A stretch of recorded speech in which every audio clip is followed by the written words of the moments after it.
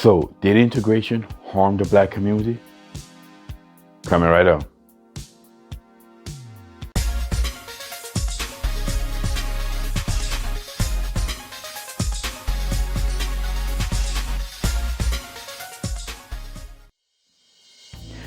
What's up, y'all? Welcome back to Common Sense, Logic, and Reason. And as always, I want to say thank y'all for joining me today. So, it is commonly believed by some people that integration hurt the black community. Now, although we look at integration as this great thing, it was a great step forward for America. As it was just saying that America starting to change as a society, starting to become better, a better country for everybody. And this was a great step forward into America being this great melting pot. Well, at least now they're saying the salad bowl. But regardless, it was a great step for America starting to be a country that's more for everybody and less for the dominant white society. So it's still, even today, it's looked down more as a good thing. But some black people just think that integration actually caused more harm to the black community. It hurt the black community more than it actually helped. Now, the reasoning behind this is that you have the blacks who say that, when segregation existed, black folks were barred from participating in the larger society, of course, but as a result, blacks, we had to be amongst ourselves, and we had to do for ourselves. We had to get our own. We had to make our own shops, own grocery stores, our own banks, own doctors, own lawyers. We had to do it for ourselves because we couldn't depend upon the larger society, and we did that, and we started practicing group economics. And you see that in spite of all the segregation, the black communities were basically flourishing amongst themselves and doing well amongst themselves. And then suddenly integration came in, and all these blacks just couldn't wait to start being around white people, and they stopped patronizing the black shops to go to the white shops. They stopped patronizing the black grocery stores to go to the white grocery stores. They had all these years, blacks had the black doctors that they would go to, but all of a sudden they just left the black doctors to go be with the white doctors. Because as expression that I've heard some people say, white ice is colder or something like that.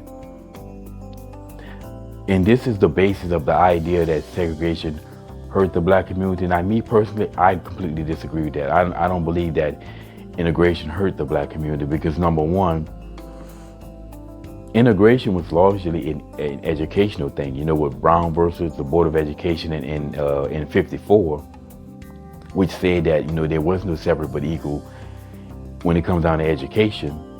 So it was mostly a matter of busing black kids into white schools, into white areas. This is what pretty much segregation was, integration was. It was mostly an educational thing. You didn't see situations in which blacks were just all of a sudden just leaving the black community in mass just to go to the white community. And again, you telling me that a black person, you had a black barber in your own community, and suddenly as soon as you can go to the white barber who probably didn't know how to cut black people hair, you just rush to the white barbers? Again, the problem is that there really is no economic numbers to support that black folks just stop patronizing the black shops in towns and shops in their own area to go just automatically be amongst whites. There is no economic numbers to really prove this either way. So the idea that integration hurt the black community is more of an assumption, assuming that this is what happened to the black community. We see after integration, the black community, as we know, all basically went on this major decline. But of course, this was like a couple of decades later. So how do we blame integration in 54 for the downfall of the black community, which actually started declining in the late 60s? And really the late 60s, early 70s is when we started to see the downfall of the black community. So, 10 years later, you're telling me that integration had this great impact? I just don't see that integration was the problem. So if it wasn't integration, then what do I believe the problem was? Well, the same thing I talk about all the time, the Great Society. Of course, Now I'm having to adjust that thinking because I always said it was just a great society, but upon further review, and the more that I review and look at this thing, I have to say it wasn't just the great society, it was also the turbulent 60s, most notably the third wave feminism that really harmed the black community. And I told my reason on this before. Essentially, we had a little thing called shame in society. And, especially when it comes down to sexual promiscuity, a woman with sexual promiscuity, or she was looked down upon. So women didn't want to be looked down upon in society. They didn't want to be shamed. They didn't want to be labeled as hoes, and possibility nobody wanted to marry them. So they didn't partake in that behavior. And of course, Pookies and Rays have always existed. They've always been the dudes hanging on the corner with the swag. And women have always been attracted to that, but they were shamed away from that by the larger society. Of course, there were women that wouldn't mess with those Pookies and Rays, those bad boys hanging on the corner, but they would get left for the children. There'd be single mothers with children, and this is something that was looked down upon and shamed, and no woman wanted to be shamed. So they didn't do that. But once third wave feminism came in, removed all the shame from not all of it, I would say, but it basically definitely removed a lot of shame from sexual promiscuity with this free love and free open sex mentality that they bought. Women went along with it, so the shame no longer impacted them. Afterwards, they started running with the Pookies and Rays, the dudes that they wanted to do, as opposed to what made sense and what society shamed them into doing. And what was the result? Well, they would let their single mothers with children. And then once they were basically in this condition, this is where the Great Society came in. The Great Society simply said, hey, okay, you are a single mother and there's no man to give you provisions because you made a terrible decision in who to have children with. We're going to come in and we're going to take care of you. You get free housing, free food, and really no responsibility. You don't have to go out and work. Don't have to go out and do anything. And now, you have more children. We'll give you more stuff. And now these women have no responsibility. And that's a terrible combination. So now all of these women started clustering in these housing projects. And you have a whole bunch of mothers raising children by themselves, clustered in a small area. Terrible combination. And this is the whole basis of the hood.